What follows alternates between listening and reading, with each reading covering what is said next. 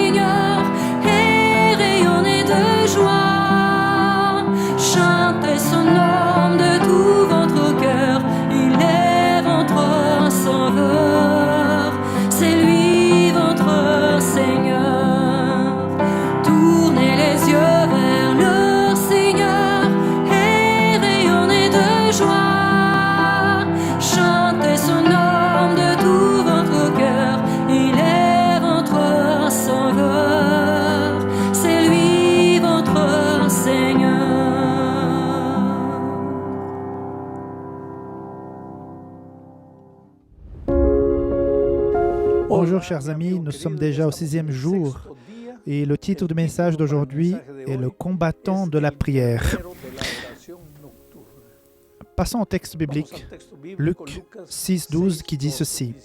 En ce temps-là, Jésus se rendit sur la montagne pour prier et il passa toute la nuit à prier Dieu. L'autre jour, nous avons vu Jésus comme le matinal de la prière. Le soleil n'était pas encore levé, il était déjà en prière. Mais là, dans le texte d'aujourd'hui, nous voyons que lorsque le soleil s'est couché, Jésus était encore en prière. Il ne le faisait pas tous les jours, mais il passait constamment des nuits entières en prière.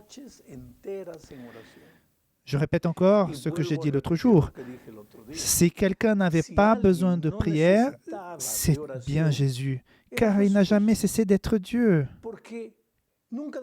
Il était Dieu.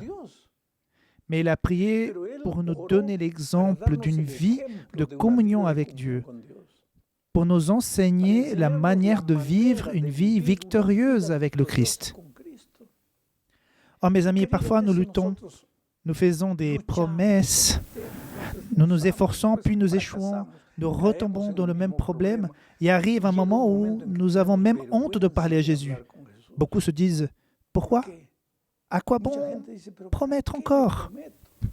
Pourquoi essayer? Je ne peux plus. Je suis un être humain. C'est vrai, mes amis. Vous êtes un être humain, mais qui n'a pas encore appris à vivre une vie de prière. Priez même si vous n'avez pas envie de prier, même si c'est pour lui dire que vous êtes un pécheur. Même si c'est pour lui parler des choses horribles que vous avez faites. Nous ne prions pas parce que Dieu ne sait pas ce que nous avons fait. Nous ne prions pas pour informer Dieu de nos actions, qu'elles soient bonnes ou mauvaises.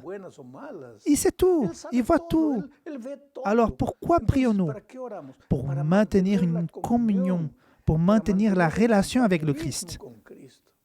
Si vous apprenez à vivre une vie de prière, vous devenez un guerrier de la prière. Si vous devenez un homme ou une femme qui apprend à prier, pas seulement 5 minutes le matin, 5 minutes le soir, mais qui apprend à passer 1 heure, 2 heures, 3 heures en prière, vous allez avoir des changements substantiels se produire dans votre vie, dans votre existence. Je ne veux pas dire que tout va se passer comme vous le souhaitez, mais vous allez affronter la vie et les difficultés avec la confiance sereine dans la puissance de Dieu, avec l'assurance que vous n'êtes pas seul. J'ai une expérience personnelle. Voyez-vous, j'étais jeune pasteur, j'ai 4 enfants. À l'époque, mes enfants étaient tous très jeunes. Le troisième souffrait d'asthme. Un asthme qui n'avait pas d'explication. Les médecins n'ont pas réussi à trouver la source de son asthme. Mais quand la crise d'asthme arrivait, le pauvre petit toussait. Il avait peur. C'était encore un petit garçon, 4 ans peut-être. Quand il sentait que l'asthme arrivait, il était désespéré. Il voulait se cacher dans le bras de sa mère, de son père, sous le lit, n'importe où, pour que l'asthme ne l'atteigne pas. Mais la maladie, c'est la maladie. Parfois, mes 3 autres garçons, tous les 4 étaient des sportifs. Ses 3 frères couraient, jouaient, et lui s'asseyait et regardait. Car s'il s'agitait, l'asthme redéclenchait. C'était un drame pour moi en tant que père. Nous l'avons amené chez le médecin, puis un autre, jusqu'à ce qu'un médecin nous dise « Écoutez, je pense que son asthme va passer avec le temps. » Il a prescrit un régime alimentaire spécialement pour notre enfant, ainsi que quelques conseils. Par exemple, la nuit, il devait dormir avec un vaporisateur pour l'aider dans sa respiration. Je souffrais de voir mon fils dans cette situation. Un vendredi soir, je réalisais ma prédication de lendemain. Qu'allais-je prêcher? J'avais tout préparé, mais je corrigeais les derniers détails. J'allais parler de Jacob. Jacob qui a lutté toute la nuit avec un ange et qui, en se rendant compte qu'il s'agissait d'un ange, au matin, il dit « Seigneur, je ne te laisserai pas partir à moins que tu me bénisses. » L'ange lui répondit « Non, laisse-moi tranquille, je dois y aller, le soleil se lève. » Jacob insista « Non, Seigneur, je ne te laisserai pas partir, je ne te laisse pas tant que tu ne me bénis pas. » Vous savez, parfois la nécessité doit nous conduire à la tragédie, au malheur, à la défaite, à l'échec. Lorsque nos efforts humains ne suffisent pas, lorsque nos ressources humaines ne fonctionnent pas, il n'y a que la puissance de Dieu. Et Jacob, cette nuit-là, est né de nouveau. Alors, avant d'aller dormir, je suis allé voir mon 4e fils. Je me suis agenouillé, j'ai posé ma main sur sa tête et j'ai prié et j'ai prié encore. Et j'ai dit, mon Dieu, tu es le propriétaire, la source de la vie. Tu as dit que tu étais venu sur ce monde pour nous donner la vie en abondance. Ce n'est pas seulement la vie spirituelle, c'est la plénitude de vie. Ta parole ne nous dit pas ça. Bien-aimé, je souhaite que tu sois prospère en toutes choses et que tu aies la santé. Oh Seigneur, comment puis-je prêcher l'Évangile et sortir, faire des campagnes d'évangélisation en sachant que mon fils souffre? Je t'en supplie humblement. Tu es Dieu Tout-Puissant, souverain. Je me soumets à tes plans. Mais Seigneur, me donnerais-tu l'occasion de te demander une guérison? La guérison de mon fils. Je ne vais pas me relever ce soir si tu ne guéris pas mon fils. Vous savez quoi? J'ai pleuré jusqu'à plus en pouvoir. Je me suis endormi, comme ça, agenouillé, la tête appuyée sur le lit de mon fils. Je me suis réveillé, j'ai continué à prier, j'ai crié Dieu. Je me suis refatigué à nouveau, j'ai dormi, je me suis réveillé encore. Soudain, le soleil est apparu. Le soleil s'est levé. Les fenêtres de la chambre de mon fils se trouvaient face au soleil selon les recommandations médicales. Donc le soleil a brillé, il a frappé le visage de mon petit garçon. Il a ouvert les yeux, il m'a regardé à genoux, il m'a fait un câlin. Et tu sais, plus jamais, il n'a eu des crises d'asthme. Il a été guéri. Il est devenu fort. Et aujourd'hui, de mes 4 garçons, c'est lui qui travaille dans le monde des sports techniques, du volleyball, de l'enseignement. Il fait tellement de choses, heureux, robuste, plein de vie. Je ne dis pas, si vous passez toute la nuit à prier, Dieu fera ce que vous lui demanderez. Peut-être le fera-t-il, peut-être pas. Mais ce matin-là, après avoir passé la nuit avec Dieu, j'aurais pu aussi me réveiller avec l'assurance que mon fils était encore malade, mais que je pouvais être un homme heureux et poursuivre mon ministère. Dieu ne répond pas de la façon dont nous voulons qu'il le fasse. Dieu répond comme il le sait faire. Jésus-Christ était un homme de prière, un guerrier de la prière nocturne. Il a passé des heures et des heures à crier à son Père, mais pas pour lui, non, pour vous, pour toi et pour moi. Parce que le jour allait venir où il devrait donner sa vie pour sauver l'homme. Parfois, il te voit marcher sur tes mauvaises voies, triste, vide, souffrant. Il te demande, que puis-je te faire de plus? Je suis allé sur terre, j'ai te donné la vie pour te sauver. Mais que puis-je faire d'autre pour toi? La décision t'appartient à toi seul. Apprends à dépendre de Dieu. Apprends à vivre avec Dieu. Soumets-toi à lui. Vive 24 heures sur 24 dans la prière. Je dis toujours que la prière du matin est comme l'essence que tu mets dans la voiture pour passer ta journée. Mais ce combustible ne fait partout. Pendant la journée, tu dois vérifier si le moteur chauffe, s'il ne manque pas d'eau, si tu roules dans la bonne vitesse. Bien sûr, le carburant que tu as mis le matin va t'aider tout au long de la journée. Voilà pour moi la prière du matin.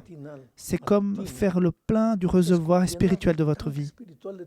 Cette prière du matin va t'aider à maintenir ta vie de prière tout au long de la journée. Quoi que tu fasses, et le soir venu, tu te mettras à genoux ou assis au coucher dans ton lit, peu importe. Au milieu de la nuit, tu te réveilleras, tu parleras à Dieu et tu le remercieras pour la vie. Tu le consulteras au sujet de tes luttes et de tes projets. Mais fais de ta vie une vie victorieuse, chers amis. Et elle sera victorieuse dans la mesure où tu vis une vie de communion avec Dieu. Vas-y, mets en pratique la prière du matin, la prière du soir, la prière tout au long de la journée. Que Dieu te bénisse.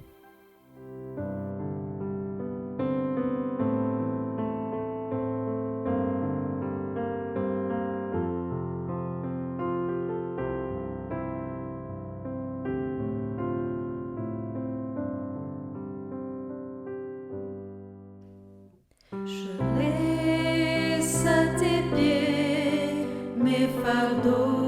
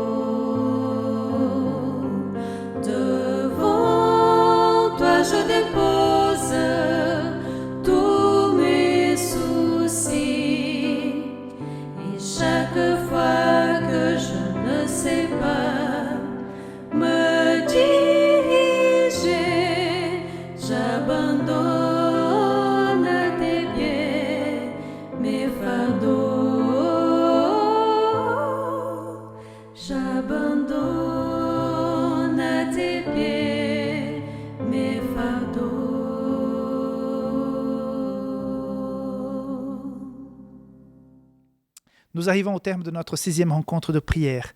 Que la confiance de la rencontre avec Dieu devant son autel puisse nous amener vers la repentance et qu'elle touche au plus profond de notre cœur. Alors que nous allons nous quitter, parle avec Dieu comme tu l'as jamais fait auparavant. Expose-lui même les choses les plus intimes, même tes mauvais traits de caractère, et demande à être une nouvelle créature. C'est comme ça qu'on va se retrouver avec notre paix intérieure, avec un avenir plus clair, et ça fait toute la différence. N'oublie pas de prier pour les 7 personnes aussi, pour qui nous prions régulièrement chaque jour, de prier aussi pour soi-même, que tu puisses partager ce contenu avec d'autres personnes. Je sais qu'il y a des groupes WhatsApp sur ton téléphone qui pourraient bénéficier de ce message. Et n'oublie pas aussi de t'abonner à cette chaîne. On se retrouve demain et on poursuit cette aventure spirituelle avec le pasteur Alejandro Boyon. Merci beaucoup et à demain. Bye bye.